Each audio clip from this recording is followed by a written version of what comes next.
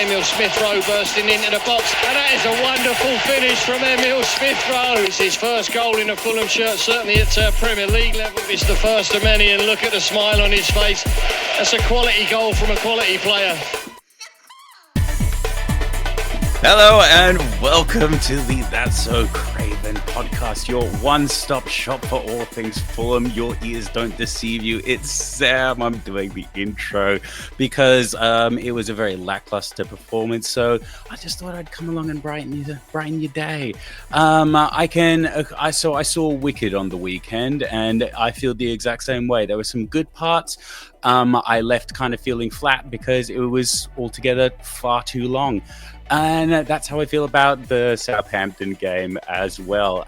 But to raise my spirits, I have the actual professional Mary Southgate here. Mary, thank you for joining us today. Thank you. I'm enjoying it. I'm back on again. I'm enjoying it. Other than we've got to talk about like slightly not as enjoyable stuff, but I like how the only times we come on is together now. We're forming a nice little partnership. We're building up each other, and our other man who needs absolutely no build at all. It's Skibby. How's my Skibby? I'm very well, man. I'm very good. I thought Mary was just going to leave it with I'm back. So, I mean, there you go. I must have enjoyed it somewhat. I thought I was just, yes, leave it there. But no, it's good to be back to you guys. And it always, I don't want Jack and Elton and Dave to be a bit upset about this, but I do get excited when it's a Sam episode. That part of me is just like, okay, this could go anywhere. So, we'll talk a little bit about the Southampton game, but everything else, I have no clue. So, well, I've already dropped the musical, and I've got like a red panda staring at me right now. But let's just talk some football. Also, I've done the intro, but let's face it, I'm not going to be the host today. That's just a ridiculous concept. All right, guys, let's get into it. Before you do, there's a Discord. Okay, you go. Oh, there's Discord. There is a Discord. And obviously, if you want to join us, now's the best time to actually join us because I'm going to probably highlight anything that you say. So if you tickle me today, it will definitely get a shout out in some capacity. Join the Discord. It's my new favorite place on earth, aside from sitting here with Skibby and Mary. But guys, we're not here to just love each other. That just comes naturally anyway. That is natural. We're here. It's right. That's right. We're here to talk about the game. Skibby, I'm going to pass it over to you. There is actually a lot of positives. There's also a lot of negatives. Let's okay. How about because you are the bright spark in my life, I want you to talk to me about what you liked about today. And also, did you just miss me? Did you miss this? Yeah, absolutely missed this. But after the full-time whistle, it was like, well, at least I get to talk about this absolute bore draw, which would be like pulling teeth. But at the same time, given the audience and with the panel here today, it does brighten up a little bit, so that's all good. But I mean, I think first and foremost, we saw the team lineups get announced. We did get a little bit of a tip, which was fantastic, but which is always nice. But Josh King, who saw that coming? I mean, I always joked about Marco Silva being Mr. Not boring, but always Mr. Predictable. He doesn't change things unless he really, really has to. And I think in this scenario, unless it was something where he really did have to change something, I know the omission of Smith-Rowe was a bit of a curveball. No one expected him to be completely out, not even in the squad. But for Josh King to make his Premier League debut, probably a good game for him to do so as well, with Southampton sitting where they are in the table. But, it was suddenly like we've got a midfield of Tom Kearney, who, without having to make him feel really old, I don't know if you guys saw the photo, but Josh King led out the team for our playoff semi-final against Derby County. An 11-year-old Josh King with captain Tom Kearney, and now they're in the midfield together. So that was really mad, cool. Isn't it? Yeah. It was really insane. But I think, I was already quite excited. It was a big statement for Josh, and to see what he could do at the top level, which is Premier League football, but given him a bit of an easier run, should I say, with a team who are particularly not very confident at the moment, not getting results, so he could have a good impact in the game. And I think quite early on, I think, Mary, we saw that, didn't we? Like the touches from Josh and how he sort of took to the game. He didn't look out of place at all, did he? No, not at all. He was, like you said, he was a bright spark on the pitch. Like, he brought energy, he brought drive. Yeah, I thought he was like probably player of the match on our team. Yeah. Yesterday, he had the most energy out of everyone on the pitch, to be honest. I was really surprised by. I mean, and maybe I'm a bit of a novice in this because I'm familiar with Josh as a concept and as a player. I wasn't aware of how defensive his prowess kind of was. He was everywhere, and he I mean, if you popped him in centre mid, I would probably be quite content with that. But I really liked him as an attacking threat, and I understand why Silva chose to have him there. But yeah, a bit like it's a hard one for me because again, I love him being there. I think this was a great outcome for Josh King. Team overall, not necessarily the best. I think there was some teething with just having him there because he was doing a lot. Mary, you're probably the best person to speak to with regards to this because, as I've said a million times, I am not a professional. How do you kind of cope when you have somebody so electric kind of come into the side, but they're not really part of your everyday kind of playing routine? How do you go with that? It's difficult, isn't it? Because I think I said it last week. Like, you've got to get the connections on the pitch. I think it was a brilliant opportunity for him, to be fair. I didn't expect him to start, but I can see why Silva did start him. And I think in Silva's press conference after, he said that he's been shown really positively in training. So I can see why he started him. But it's like what I said last time. It's all about connections on the pitch. So like have them three work together really in the middle. Probably, I don't think they've been. Well, they've obviously not been a three in the middle. But his energy was superb. Can't fault that. He brought a lot of energy. He was everywhere. He brought some drive going forwards. But yeah, I think it's one of those. We'll see him a few times come in for games like yesterday, but. I can't see him starting. Well, I say that we've got a lot of injuries now, so we might actually need him to start. But yeah, brilliant performance from him. Yeah, and I didn't want to discredit Josh at all, but I think playing him in the 10 was probably the safest place for him to be on the pitch because I think it is a position where if you're not having the greatest game or you're losing, it's not vital to the team, right? That if you go a bit absent, that we've seen in previous games, sort of where Smith Rowe sort of goes a bit quiet, it doesn't really affect at least a defensive structure. But yeah, I think Sam, you're bang on the money there because everyone talks about his passing ability and his assists that he's getting in sort of the under 21s and how good of a player he was in an attacking sense. But yeah, he was a little terrier when it came to sort of defensive action. And I think there was a moment sort of in the first half where the ball kind of fell on the edge of the area of our own area, and there seemed to be a Southampton player, I can't remember who it was, seemed to take like 3 touches, looked to have a free pot shot at goal, and he just came out of nowhere and just sort of got a poke in and got the ball away, and I thought that was really vital, and I think that,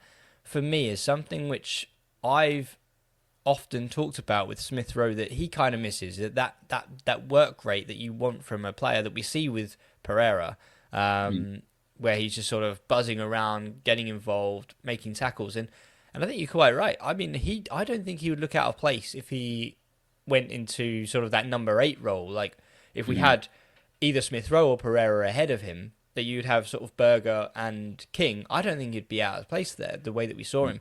Maybe in a midfield where it's probably a little bit more stronger, a bit more dominant, that he may struggle. But, I mean, at the moment, I don't want to say or tell him things that he can't do. I think we just sort of big him up and just wind him up and watch him go and see what happens. But yeah, great introduction, great start to the game, and a great performance all round. It reminded me a little bit of Carvalho, but better. I think that. But better. And I do agree. I think we've got to look at the positives of him, and he's going to get better, isn't he? But he needs to get stronger as well. That's the thing. If he goes into the 8, I think it will work, but only against teams where he won't be out strength. But then his energy, like if he can be nippy around them, it will work. I thought it was. I mean, I thought he was probably my favorite part of the first half overall because outside of that, I think we should probably talk about. I'm really glad we've given Josh King time, but I'm conscious of the fact that we've already stuck about 10 minutes here, and look at me being conscious. I'm just doing the best I can.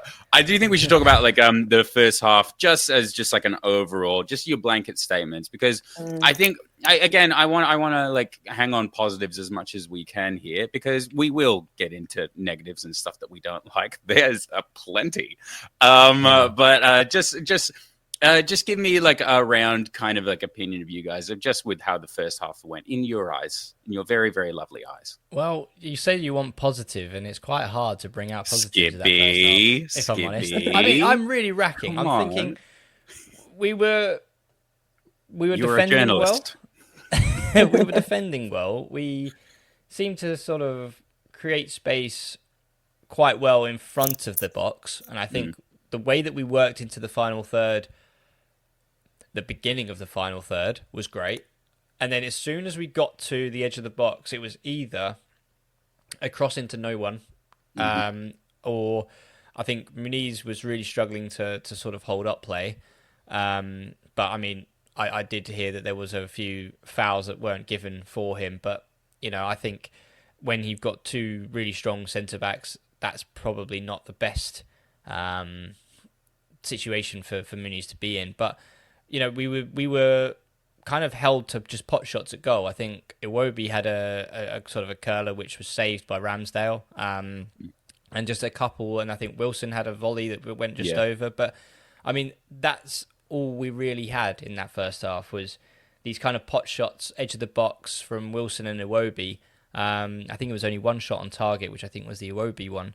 But yeah, it just seemed to be that we were getting in behind, and I think Robinson could have been used a bit better. I think his crossing was good, and we've seen that this season, that he can get to the byline, get a ball in to sort of cause havoc. But for me, I just don't think there was enough people in and around the box to really make things happen. And that has probably been something which has been a real, you know, repeated occurrence for the Marco Silva team this season, which is, you know, with Smith Rowe going to the wing, he doesn't crash the box. And I think with Josh King coming in at number 10, I don't think he was sort of getting into sort of shooting positions or being that kind of second striker, which Andreas Pereira has shown us to be this season. So I think once you kind of take that Pereira and Smith Rowe out of the equation, that we don't really have that threat in the box, and then Muniz gets a bit isolated, and Bednarek, we touched upon him in the preview, that he was he's just been at Southampton for donkey's years. I'm still surprised he's in his 20s, but you know, he's experienced. He's still a Premier League sort of centre back. Therefore, it's not going to be an easy feat, especially if you don't get people in and around Muniz who can help him. But I think that was just the key thing. It was just very slow, very passive, not really that much intent. And I think once you slow the game down, then it allows Southampton to get back into their shape. And I think, in fairness, they kind of did that quite well, if I'm honest. They just got bodies behind the ball. We couldn't really break them down. And in that first half, they limited us to sort of pot shots. Do you reckon that had something to do with Southampton playing five at the back? Because they massively, they really, really overloaded that. And I watched a really good YouTube short, actually, from The Athletic, that were just bigging up Silva and Fulham in general, and just talking about how we're very, very good at the moment at finding space into the box. And Southampton clearly had worked that out. Maybe they subscribed to The Athletic, I don't know. And they just really clocked that if they shut us out of the box, that actually limits a lot of our attacking prowess.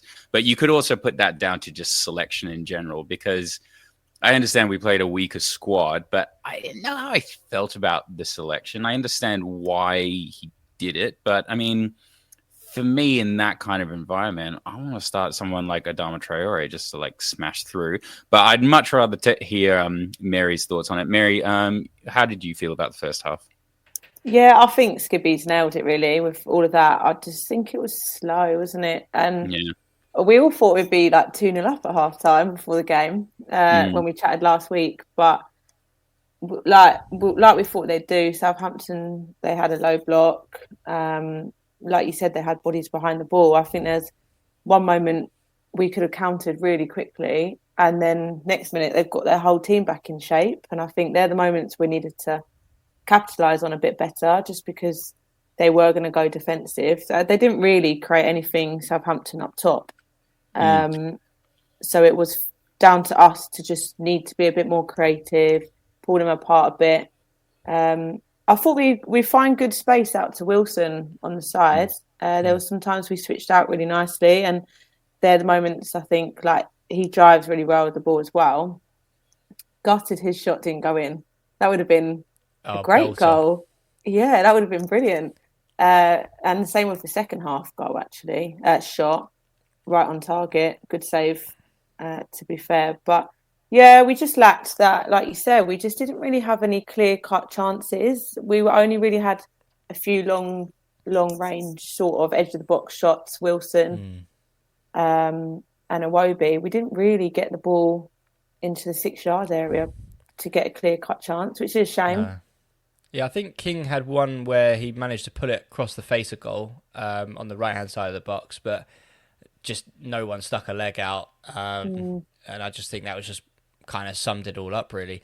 And to be honest, what I will say is, just additionally on that, I think Flynn Downs did quite a good job on Kearney. He managed to basically, every time Kearney had his sort of received the ball with his back towards sort of the Southampton goal, he was always on his back. He was always kind of there, and I think he picked up quite an early yellow card after sort of chopping Kearney down. But I think that was really limiting the use of Tom Kearney and allowing him to sort of dictate the pace and the play. I think they blocked him out quite well, didn't they? Because he didn't really get to create much. No, and I think it was just a shame that, you know, with Flynn Downs on a yellow card, you're thinking, right, okay, this is where Tom Kearney can start to, like, Downs can't be that close to him anymore. He needs to watch his step, but I just don't think he really took the advantage of that situation very well. And I think, not to discredit Tom in any way, but I do think that was the point where we are used to faster breaks, you know, Smith Rowe picking up the ball with Nelson out wide, and sort of Lukic and Berger always trying to sort of spray the ball out wide and get the ball moving. I did find that sort of Tom dwelled on it a little bit, and I did think it was sort of a little slowed bit... it down a bit, I think. Yeah, a bit too sluggish, and I think it's too intricate at times. And I mean, looking at the comment that Sam put on screen, so Torda saying, I think we missed Pereira's pressing play in the 10 today. Any thoughts? Honestly, in my opinion, I don't think we missed the press as much. I think it was just that the use of the ball in possession. I don't know if you think the same. I think it's just being a bit quicker on the ball, and I don't know whether Pereira really would have fixed that for us, if I'm honest. But I think it's the pressing, not so much, unless you guys disagree with me, but I don't think the pressing... No, I think it's just the pace. I think you're right. It's the pace in possession is what we missed.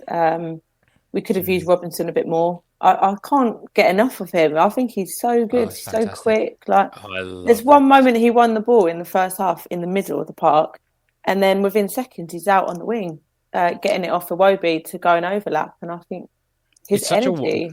it's such a wonderful thing to say that an okay performance with Robinson is still excellent, in my opinion. I think he is. I don't care what anyone says. I think he's the best left back in the Prem. I think he really has that position locked down now. Like, and anyone who kind of says otherwise, it's just pure top six bias at this point. I genuinely don't. I have this conversation with Dad all the time in a separate executive group chat that we have. It's, do you know what it actually is? It's literally me and my dad talking when I go to the supermarket, and you've got to make it sound good though. Exactly. You guys don't know, deal with it. But what was I saying? I've completely Robinson. Sorry, I was just thinking about going to Coles.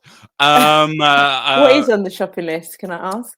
Do you know what? I got Brussels sprouts today because I'm doing my Christmas shopping at the moment. I've spent way too much money on bed linen recently. So, like, the Christmas, it's just something that you have to do. And we've got this thing here because mince pies aren't really a big deal. How do you guys go with the mince pie? It's not my vibe, I'll be honest. Straight in the bin. But Are you yeah, serious? Are you I'm not serious? taking a bite of it. You know what? I've got a weirder thing as well, because this is like a nice little family tidbit for us. So in because obviously we're in Australia, we have to. My mum makes a whole bunch of mince pies, and then she puts them in the freezer, and then so they keep good, because otherwise they go off. So in my family, we steal them from the freezer because my mum makes a whole bunch. So I quite like a cold mince pie as well, which really highlights the fact that I am a psychopath.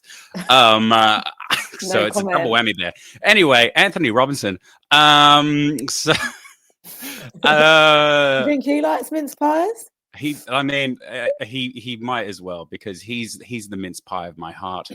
That was good. Thank you. Thank you. It'll always come back, Mary. It'll always come back. Is that enough? Is that like Robinson's incredible? I truly don't know if he's going to stay with us, but I also don't really know where else he would go. He's kind of one of those kind of ones. I don't really know who's shopping around who would also fit his kind of profile, but maybe I just don't know enough about the world game at this stage to like really slot him in anywhere. I always see him as kind of going to somewhere like AC Milan, but maybe that's just me just liking that kind of narrative. Now, have we covered the first half enough? Should we digress? Yeah, I don't think there's anything else to say. I think that was kind of because nothing happened. Nothing else happened. Nothing happened in the whole game. Nothing happened in the whole game. Like it must be very. You guys were both at the cottage, right? Yeah. Mm-hmm. And like when it's a 0-0 draw at the cottage, that's a really shit day. Though, like how do you guys kind of deal with that after coming all the way and then just having to subject yourself to that? I know we're all diehard fans here and we just accept that, but how do you feel? Go on, Mary. Oh, it was frustrating, wasn't it? I just feel like everyone will say the same. It's definitely 2 points dropped, so it is frustrating. Yeah, 100%. I go with my mum and dad, so we chat about it walking back through the park, which is quite nice. But it's really frustrating because, especially when you think you're going to win by quite a few goals. There was a bit more like standing up, sitting down in the second half, a little bit more exciting moments. But especially when you think you're going to win and then it's 0-0, it's like... Is this humbling for us? Like, should we have actually? Well, I'm not sure if you guys spoke about selection because my internet cut out. That's the reality. That's fine. We did it previously. Yeah. Okay. Well, I wasn't there for that, so. Are you jealous? Oh yeah. Well, I was gonna add actually to the how do you feel at the cottage? I think it's this time of year. I had a few too many drinks the night before. I felt like absolute death when I got up that morning. And then I found out that the trains closest to me weren't running very well because there was signalling problems. So my dad had to come pick me up and then we had to go to a different station. So it was like I was barely alive. I had to get into a car where I was just like instantly like, oh my God, I'm going to die. And then the entire journey. So for me, it takes about an hour and a half, I think. So about an hour of trains and then about half an hour walk from Hammersmith, where I felt absolute like death. But you're like, okay, but it's going to be worth it in the long run. And in a weird way, and I even messaged Mary this other day, was like, I'm quite glad nothing happened in that first half because I don't think my stomach could handle standing up, sitting down, and my headache couldn't handle all the cheering. So it was a bit flat. So in a weird way, it was quite nice that I was nursing a headache. It was a blessing, but I would rather have suffered in victory. But hey, it's the it was a bit quiet, flat. Wasn't it? Yeah, it was. It did feel flat.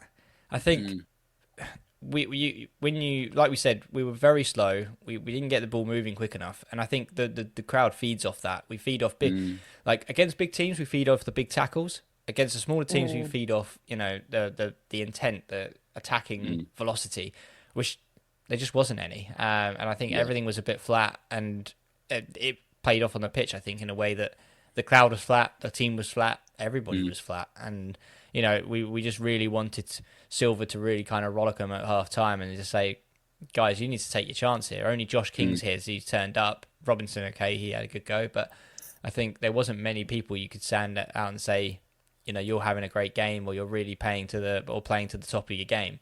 But even the second half wasn't that great. Well, look, okay, so we've been incredibly positive in the first half. So, I think, so I think now we can go into the second half and actually start placing some sufficient blame, because I actually kind of want to place some blame. Attacking wise, so wasteful, like just genuinely really, really wasteful. I think Iwobi was doing well, and I'm gonna give Wilson credit for actually getting into some good positions and actually kind of putting away. I forgot Muniz existed at a couple of points, and then when Jimenez came on, I kind of forgot that he was there a couple of times as well. And I can't really put that down to Southampton playing a particularly strong defensive line. Just knout. I wish I could really put a finger on what that actually is. I can recognize that I just don't necessarily know enough about football, so I'm really interested to see your guys' opinion on this. But yeah, just what was going on? Is that just in their own heads, or what's that all about? I don't think Muniz really got much service, to be fair. For at all when he was on. I think he held, like we know he can like hold the ball up at times. I think he did a few times. He drew a few fouls, but I don't think he really got the service. I agree. Wilson got into some good positions. Iwobi, I feel like, is a bit like another Robinson. He can have a poorer game, but he's still good. But yeah, we just weren't quick enough. We just needed to have drive more. Yeah, it was slow. I think we lost the momentum. I mean, the little momentum that we had, we lost the momentum when Josh King came off, if I'm honest. I think, if I'm not mistaken, the first sub was Muniz off and King off for Raul and Adama, I think it was. I think so, yeah. I think so. And I mean, yeah, Adama, you know what you get with Adama. He's very direct, but at the same time, we just didn't have that tenacity in midfield that we then lost from Josh King. And I think Muniz could have been pulled at half-time, in my opinion. I think he was that ineffective and just not everything that was near him. He just seemed to be hitting the ground or just being just on the floor. But I think we then lost that kind of central position. But then Adama did have some moments. I think he probably had the closest part of the game, which was it looked like a bit of a scuff, but it was sort of curling away from the keeper, and you thought that left chance or the left-footed shot, that was the one that was going to sort of bury into the bottom corner. And then you thought if that had just sort of nicked into the side net in there, that we'd push on and potentially win the game by more. But I feel like if we had just got one, we would have kept going. That's all. We just needed that first breakthrough. Which we couldn't get. I don't know about you guys, but it did kind of feel that Iwobi still played well, but really kind of lost it a little bit in the first half, and that continued into the second half because he had a couple of shots on goal, just not really with any great momentum. And I mean, Mary, you could probably speak more to like the psychology of players more than me and Gibby probably could. But if you have taken a couple of shots and it's really not necessarily going in the way that you want, how does that wig you out for the second half? Or are you supposed to have just a steely determination? Well, I'm not a striker, so my shots would be like yesterday going over. Stop it. I remember calling out your statistics. I remember you've scored some goals in your time. I've scored a few. But no, I don't think it would have got in his head. I think sometimes like it's just not going to work today, and it's just whatever I do, it's not going to work. But I don't think it would have got in his head. He was getting shots off. Iwobi's shots weren't too far away. No, they weren't. So I don't think that would have affected him, to be fair. But I think you're right. We missed. I think the centre midfield is probably where it went a bit wrong, because every time we could get it out to Wilson or Iwobi or whatever it was, we could be a bit more attacking, a bit more creative. But there was nothing really. If we couldn't get it out to them from the midfield, it wasn't really I think that's where the problem was. Right, who are we blaming in the midfield then? Mary, you walk right into I don't that know, one. but Come I just think No, it wasn't as I need strong. names. I need names. I think Kearney was a little quiet. Oh. But do too. I think actually do King. too. I think King was really good, and I think when he went off, I agree. Like the energy went down. But I just think it wasn't as strong as it normally is. No, that's fair. That's fair. You done very well there. I was very hard on you for that second. We did have a bit of a... who are you putting your sharpshooter at? No, I mean we talked about Kearney having a quiet game. I think that's for me is Kearney wasn't as impactful as he can be. I think he took too long on the ball, slowed the game down to sort of help his game, but that slowed us down all round, and I don't think that really helped in our favour when Southampton were getting people behind the ball. But I do think that we had a bit of a really makeshift midfield when the injuries started happening, though.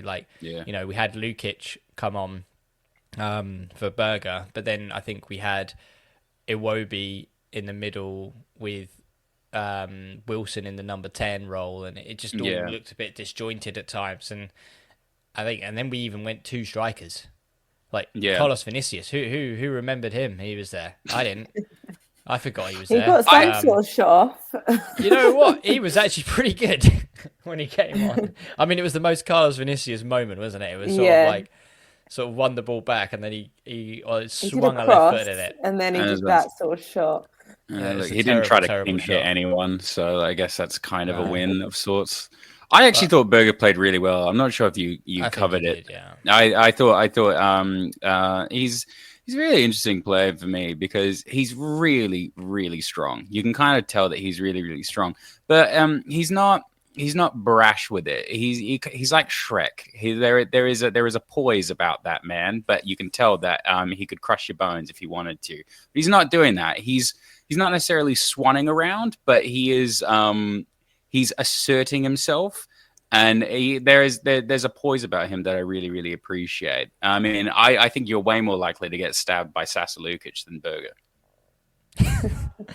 I mean, I quite like the analogy. I mean, he does have layers. I mean, he does. He's got poise about him. He can carry the ball. He can tackle. Whereas we've done musicals, we've done Shrek, we've done Christmas shopping. Skivvy, it's everything you've ever wanted.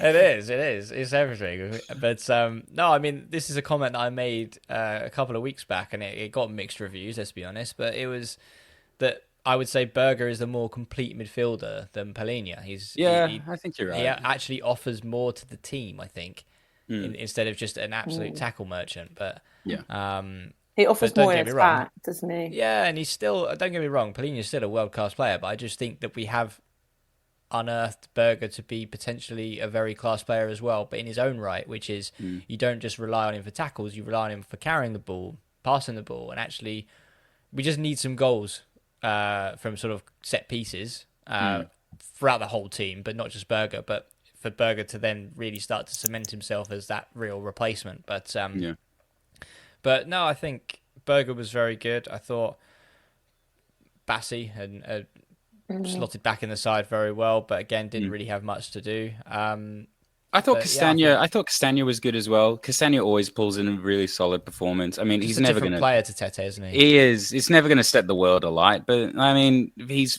perfectly serviceable in that position. But yeah, to echo what you were saying, I think it's always going to be hard, isn't it? I mean, if I'm gonna segue really hard. You're going to love this, Skivvy. So,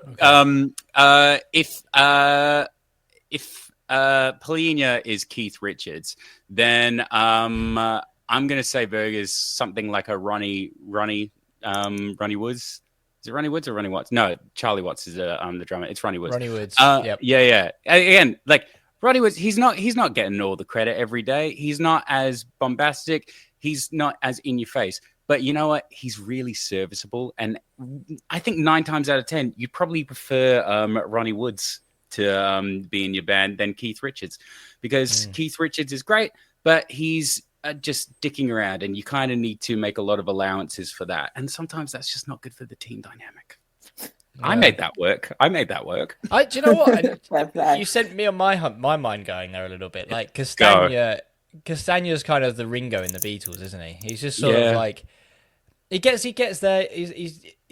Everyone knows his name just because of the band he's in, rather than the actual job that he does. But you know, without him, they still wouldn't perform, you know, as well or be as well known as they are. So I think Castagna being that kind of boring member is a very good fitting for him. But nobody gets excited about right backs today, but he just does the job.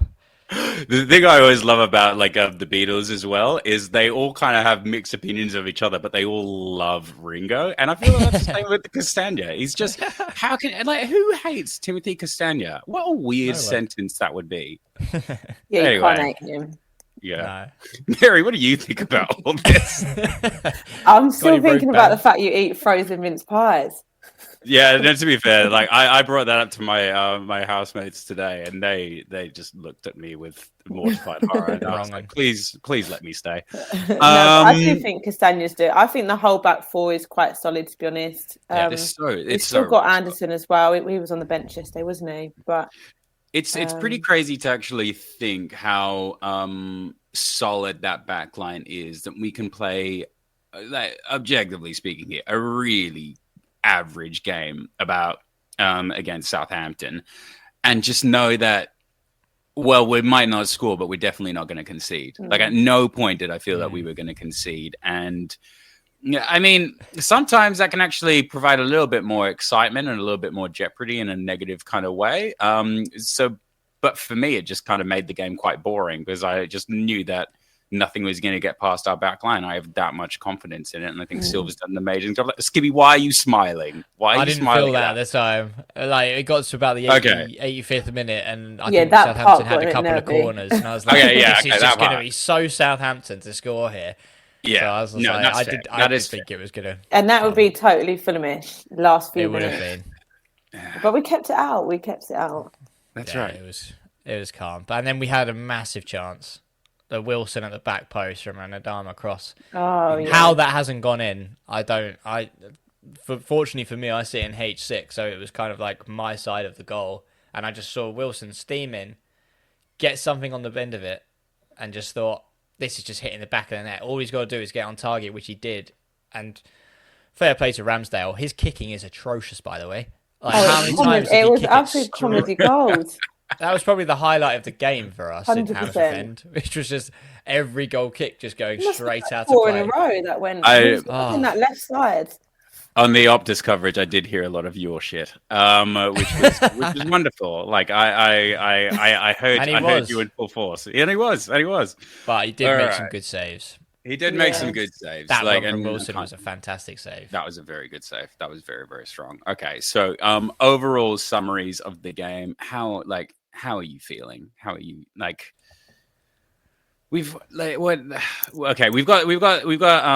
got Chelsea next week, right? And I know we'll probably cover this on like the preview pod, but I'm not sure about you guys, but I fucking hate Chelsea. So I don't really know how I feel going into. I felt your like venom there. I felt it. Oh, it's Mary, you don't really understand. So in Australia, it's to follow football in general is quite a niche kind of thing.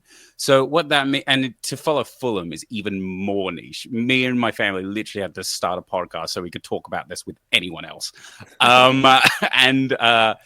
So what that means is there's lots of high profile supporters here who are kind of fair weather fans.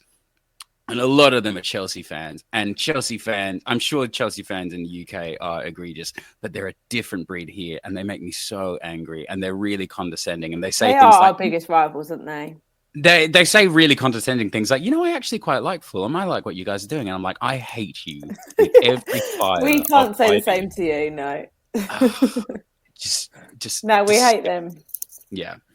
And, but my point is, following this game, I don't want to see the same starting lineup. I don't really want to see that same Fulham when we play Chelsea, because my little heart can't take that. Because I had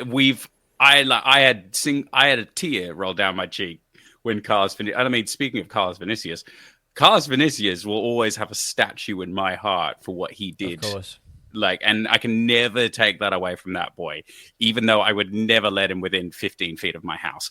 But like he has that for me, and I want that again, and I feel that this team can have that again. I don't know, just maybe just like a couple of points on the brief preview for Chelsea, because I know that we're going to do it and proper stuff, but come on, just for me. How do we feel? We've got players we coming hate back, Chelsea. haven't we? Oh, I hate Chelsea. That's a start. That's the first. Yeah, we hate Chelsea. We hate Chelsea. But, I mean, we've got Smith Rowe back, hopefully. Pereira's back from ban.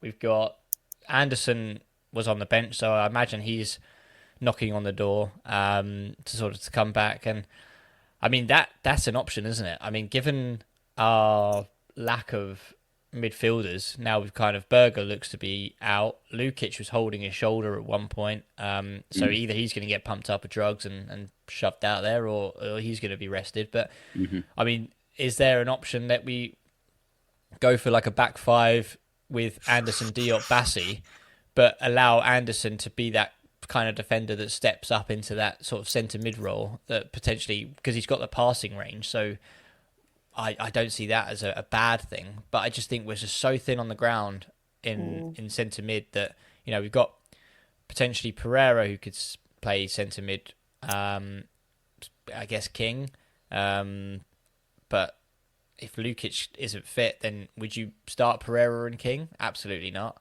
Yeah. I think that's just the option, isn't it? Of who and King, yeah, absolute glowing performance against Southampton. But in a Chelsea game where he's going to be having to mark or be marked by, you know, Enzo, Caicedo, like absolutely stacked midfield. I think not Lucas Leiva. There's another one. But the guy they signed from Southampton, who is similar name, but he's obviously £100 million player or whatever they paid. It is a very, very big step up, but he is a Fulham boy. So would he be one of the few who has the right mindset of going into that kind of game? And I mean, it's going to be a really tough ask, I think, and it's going to be really touch and go, because obviously we've got, you know, 3 days recovery from now until the Chelsea game. That can they sort of shake off these sort of injuries? Can even Smith Rowe, if it is true that he's got a knock, can he shake that in time? It is going to be really thin on the ground, and we may just have to rely on youth to get us through this game, unfortunately. But yeah, it's going to be interesting. It's a shame because we've been picking up points, haven't we, against the bigger teams. So it's a shame we haven't got our full strength really for this game. But like you say, I don't know if Smith Rowe's back, then that will be. We need him to be back because we're very thin on the ground, aren't we? Would you rather Smith Rowe start or Pereira? Let's just go straight for the jugular. Pereira. Oh, that's a big call for you. That's big. Yeah. If we have two centre mids fit, so like a Lukic Berger dynamic, or Lukic and King, I would start Pereira just because of his work rate alone. Just closing down, hassling them. I think that's what we need in those kind of games, and we've shown that works against City and Liverpool. Yeah, I don't know where my head would be at with that one. I think whichever you would play, you need that Berger Lukic pairing. Yeah, 100%. I don't really know who I'm starting in that game at this stage, especially after the Southampton game. That's really kind of rocked my perspective even more. Don't really know who I want playing wings, or really who I actually want playing up front at this stage. Also, as well, a heavily defensive Southampton is a different game to a fully fit or a second in the table Chelsea side.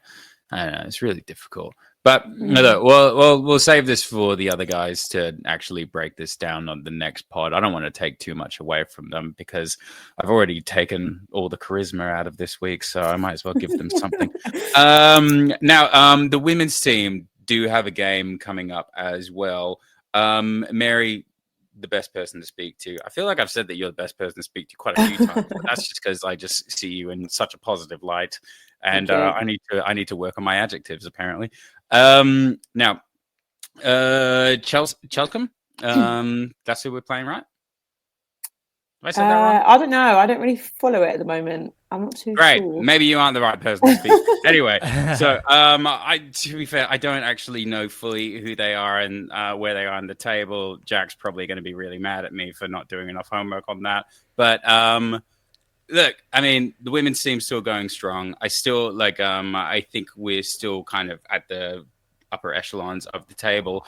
I can't really speak too much for it, but you know what? You're getting a shout out on the pod, and yeah, like, come on, you wise. Like, what? Like, I don't know what else I need to say with regards to that.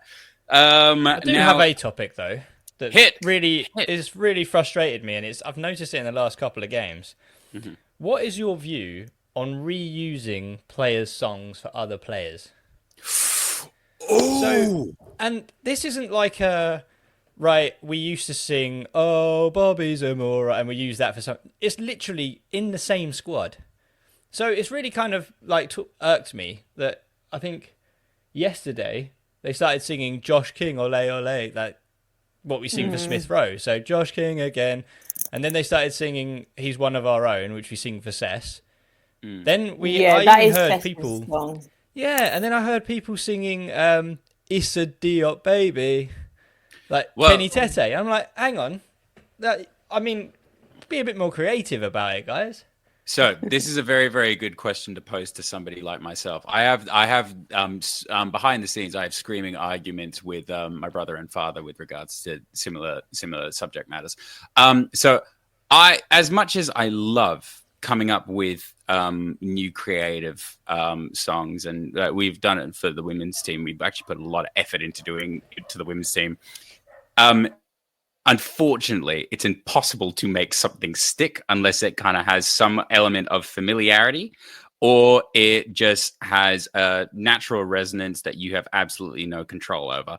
So for me, annoyingly, because I do kind of agree with you that it is frustrating, but I think if players are getting sung about in any capacity, I have to concede to that. And it's one thing that I actually really, really love about Premier League and just English sport in general. You have creative chants and you actually utilize creative songs as opposed to just 3-syllable chants or 4 or 5-syllable chants that American sports teams will do, and sometimes Australian sport team will do. So you do have this wonderful arsenal of songs that you can utilize. So I guess I understand it, and because you're a little bit spoiled for choice. But yeah, I probably have a way more nuanced opinion of this that you were expecting me to have. But as long as the players are getting sung about in any capacity, that's the main thing for me. I like Moonez's song. I feel like that's a catchy one. Yeah, the Moonez song's great. I'm here for that one. Yeah. Well, it was just like when they started, I think like Diop made a really good, I think it was against Brighton. He had a really good game and they started singing like Kenny's song with Diop. I was like, but it's not hard. I mean, I get the fact that you say that any song is a good song, right? Or that's a good thing that they're being sung about. But I think there's certain songs which other clubs use, or there's pretty iconic in football that we could just take. I mean, like in my head, I was just like, why not just like, there's only one Issa Diop? Because like, I don't think we sing that about anyone else. It's been you can used start for that years. next game then. You can start that next game. I'm happy. but it'll drop an absolute stinker then. I'll listen to you. That's it, yeah. Well, okay, Skibby, you've touched on a really interesting point. People don't like change. They just like using the same songs that they've always used, and then they just rehash them. Yeah, I mean, starting a new song's really hard. I mean, it's not that hard. Like the Moonez song only came out like, brother, you have the power. Pretty much enough. I don't have the power. I'm not back Cage 5. I'll be listening for you. All right, you, Dave, and Mary need to find a way to like link up, and then on you need to like look at each other like it's Remember the Titans or something like that. Give each other a nod, and we know and just nod. Moment. And then just you all stand up, and then the whole stadium goes quiet. Everyone goes. Yeah, Dave hits a falsetto. It'll be amazing, and then just the cottage erupts. 3-part harmony. Yeah. Yeah. But no, I just Beautiful. think it was stupid. It just annoyed me. That's all. I was sitting there like a proper old school football fan. I was just grumbling in silence. But yeah, that is just irked me. You surprised me. I would never assume you would do that. Well, guys, I mean, look, we're kind of running a little bit under. There's only 'cause so we much usually- you can talk about a 0-0, Well, man. exactly, and you know what? Yeah. Like we've dropped Christmas delicacies, and I got a Shrek reference in. So with that, I think we can probably tie it up very, very nicely now. Obviously, the guys will cover the Chelsea game a little bit later on in the week. Obviously, join the Discord. We love you so much. Thank you for listening, all that good stuff. Mary Southgate, thank you very, very, very much Thanks so for being much here. for having me. Yeah, and you are an absolute treasure. I really enjoy actually seeing you more and more on the pod. I keep saying to the guys, such a welcome addition and just fantastic to have Thank you you. here. Skibby, my friend, it's such a pleasure as always as well. Tell me nice things about my face. Oh man, you know what? When I heard that you had a haircut, I was a bit gutted about the locks. But whatever you do, man, you could be bald. You're rocking it. So I'm loving it. So it's always a pleasure to speak to you, Samuel. And yeah, it's. I wish you all a very Merry Christmas and. I wish you Merry all. Christmas. Yeah, it's not too soon. I think it's 2 days away. So we can just about get away with saying. Right. Okay. Now we're going to complete segue because all right, what's everyone's favorite Christmas film? Are we watching The Holiday? Are we doing the Love Actually? Are we doing the basic stuff? Tell me. I don't care. I know we're halfway through the outro, but I just want to know this just for me. Muppets Christmas Carol for me, mate. Every time. Fucking shout, man. That's a banger of a movie. Love it. For me, it's tragic. I don't really watch that many films, but I'll tell you what I am looking forward to is Gavin and Stacey, the finale. So anyone out there that's also counting down for that, I'm with you. I mean, But I hate James Corden, but I understand what you're saying. I mean, for me, I do like a Grinch. I do like the Grinch. That is a good one. And you know what? Like I do also like The Holiday as well. And I also like watching it with people who don't expect what The Holiday is going to be, and then they just get annoyed by it. And you know, okay, it's not a Christmas film, but I quite like Bridget Jones. Just really, really leaning in. Anyway. You do you. Anyway, thank you outro. so much. Thank you so much. Like, look, I mean, you knew when I was going to be here what it was going to be. But I hope you all have a merry, merry Christmas. I hope it's very, very white and lovely. And speaking of white, you know the drill. Come on, you whites. Come on, you whites. Right. You whites. Merry Christmas. Merry Christmas, everyone.